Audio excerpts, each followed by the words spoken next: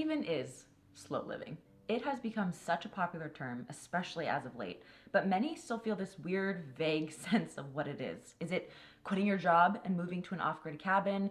Is it being Julie Andrews and floating in a dress across a sea of daisies? Is it just doing everything really slow? In this video, we are going to break down what slow living really is, what it is not, and simple, tangible ways anybody can start incorporating slow living into their day-to-day life.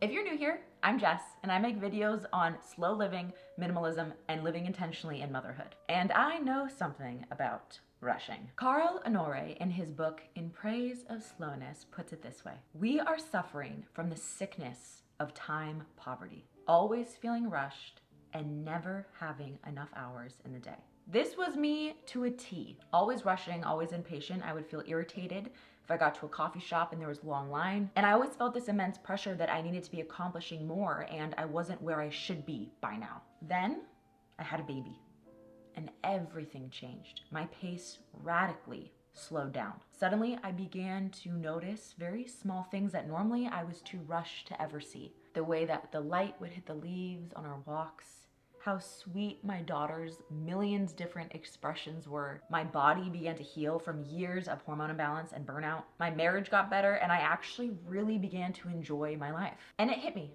that while the frantic pace of life is normal in today's society, it really is anything but optimal. And this is where we get to slow living. What exactly is it?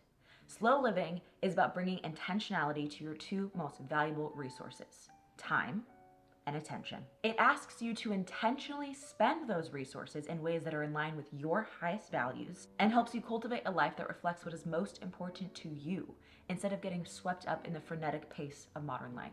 Contrary to what some might think, slow living is not anti-speed. It's not anti-internet, anti-air travel, or anti-fast labor when you're having a baby. We all hope for those. These things can be wonderful. The problem is not speed itself.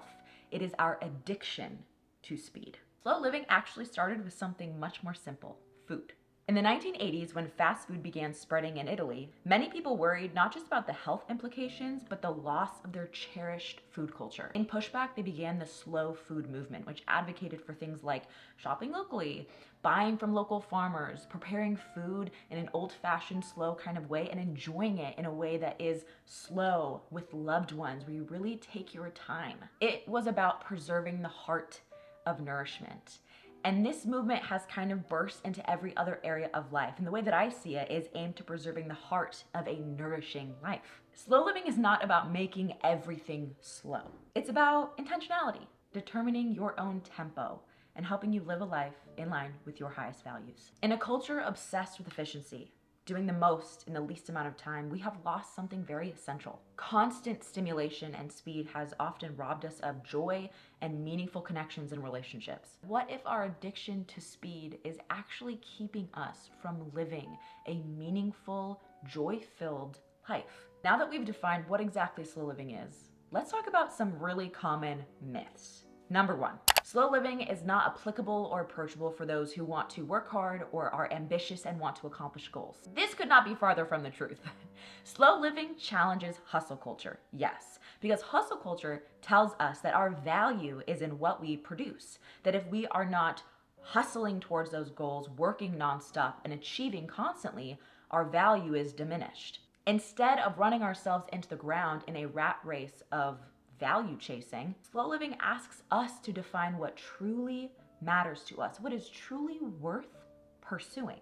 And it gives us the space to pursue those goals with a reserved potency. Slow living does not deny the goodness of meaningful work, but it does ask us to bring intentionality and wisdom into the decision of where we are putting our attention and work. And when we get clear on what's really important to us, sometimes we do end up saying no to certain opportunities. But I personally have found that it is those no's that end up leading to the most life-giving yeses down the line. Number two, slow living is the same thing as minimalism, basically. For many, the minimalism movement does intertwine with the slow living movement. You will find people like me who are really passionate about both. And it kind of is understandable because both movements essentially advocate for a heightened sense of intentionality. Minimalism with a resource of money and time spent organizing your inventory, aka the things you own, and slow living with the resources of your time and attention and focus. For me, I leaned into minimalism and slow living around the same time as I realized that I was lacking intentionality in every area of my life. I was in debt, I was frazzled, I was rushed, and I definitely was seeing a chasm between the way I wanted to feel in my life and what I was actually doing. These movements, though often intertwined, are in fact different. Number 3, slow living is only accessible for those who can quit their job and move to the country or don't have kids or modern day responsibilities. Slow living is not about a certain aesthetic of life. You don't have to own a lot of plants or even bake your own sourdough if you don't want to. It's not even actually about living in a specific location. It's about saying, now is what I have, so I'm gonna take time to savor it and to say, I'm gonna stop living my life as if it's always in front of me. I'm always racing to the next activity, racing to the next destination, then I will be happy. This means eating your dinner slowly, not scarfing it in front of the TV, not rushing your kids on a walk because you're desperate to get your steps in, but instead letting them sit and look at the butterfly and pick up rocks and talk about all the different leaves that you're seeing. There are times when, yes, speed is called for. We are not anti-fast here. We are anti the addiction to it that has robbed so many of the life that we want to live. And that leads me to you. No matter where you are, I want to share some tangible tips to help you incorporate slow living into your life no matter where you are. Tip number 1, less multitasking, more unitasking. I might blow your mind on this, but multitasking is actually a myth. As Jonathan Haidt says in his book, The Anxious Generation, we can't actually accomplish multiple tasks at one time.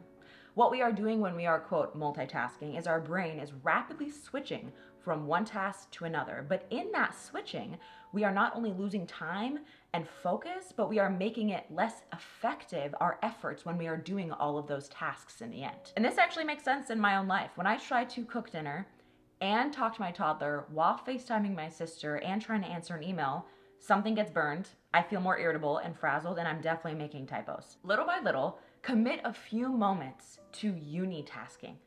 This means putting your full attention to a single task at hand. When you make your tea, make your tea. Don't check your texts at the same time. When you are reading to your toddler, be there with them. Whether it's a work project or a conversation with a friend, mindfully try to commit your full attention to where you are. This is so radical to us in our modern pace of life that a lot of us feel FOMO when we do this. Like there's so many other things we should be doing. But when we actually do this, it allows us to be more fully present and to enjoy that moment fully, as opposed to being distracted the whole time. Number 2, slow your food. Food is one of the best examples where slower is often better. We eat every day, multiple times a day. And I think that there's something so interesting about the fact that the slow living movement really did start with food. It is essential to our humanness. We gotta eat. It is really hard to savor a meal and let it nourish our bodies when we are shoveling it down in front of TV or in the car. But take time to nourish yourself slowly. Learning to cook from scratch, even just a little bit, 1 meal a week, 1 meal a month. Nourishing yourself, savoring your food, it really does set the tone for something different. Number 3, don't touch your phone at least an hour after waking up. There is so many ways that we could put boundaries on our technology, but there's something specific that really happens when we reach for it right after we wake up. Imagine you wake up, before even turning to your spouse, before even recognizing where you are in your room, you reach for your phone and open Twitter or Instagram, and boom, you are getting, in less than 10 minutes, up to 100 pieces of information that make you feel scared, anxious, angry, insecure, jealous, all before you've even had breakfast. A water hose of info and content is one of the easiest ways to make your brain feel rushed, frazzled, and cluttered. Keeping your phone out of your room, or at least on airplane mode, and not touching it for at least an hour after you wake up allows you to ease into the day. Step outside, get some morning light, or eat your breakfast. Mornings can often really dictate how we feel throughout the rest of the day. And starting them without the addictive dopamine hits from endless scrolling will make a massive difference. If you already do that, find other creative ways to set boundaries on your technology. Maybe it's deleting apps completely that make you feel insecure, like you haven't arrived yet. Putting curfews on it. Whatever it is, taking the time to set intentional boundaries so that you can protect your precious resource of time and attention is well worth doing. Number 4, simplify your schedule. It is really easy to feel rushed all the time when we are overscheduled, and so many of us are. One of the best tools I have personally found in helping me live more slowly and intentionally is starting to practice saying no to things more. Saying no to things that are not a heck yes for myself or my family in this current season that we're in. But if there's anything I have learned from being a people pleaser for most of my early life, it is that when you are saying yes all the time, you are actually saying no as well. The no's are just a little bit more hidden.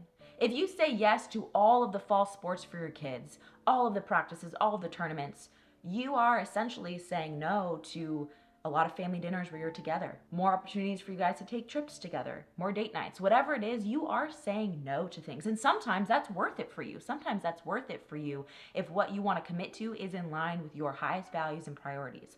But a lot of us say yes without first considering that. What am I saying no to? If it's not a heck yes, maybe it's time to reevaluate. One of the things I think we most often overlook is that we literally do have to create schedule in our lives for the opportunity to slow down. Because at the modern pace of life that everyone else is bustling at, they're not going to do it for us. Number 5, my favorite one. Spend more time in nature. Creation doesn't rush. It doesn't skip winter in favor of producing more all year long. When we spend more time in nature, not only is it so regulating for our nervous system, for our mood, it teaches us something. I believe that. It is a tangible reminder that we are human. We have limits. We have ebbs and flows, time to produce, time to rest. We are part of creation just like everything else. And that respecting that tempo, that's when we have the richest harvests. When we don't respect that tempo, that's when we get burnt out, sick, and feel lifeless. So maybe commit to going on a couple nature walks this week. Put your phone on airplane mode and just be there. Walk with a friend, have enriching conversation. Whatever it is, commit little by little to spending more time outside. I promise you, there are very few things that a beautiful nature walk can't make even just a little bit better. Slow living isn't about rejecting the modern world, and it's not about moving at a snail's pace. It's about reclaiming your time and attention for what truly matters and helps you create a life in line with your highest values to make room for more joy. Please let me know if any one of those tips you are going to start incorporating soon. I want to cheer you on in the comments. I will see you down below.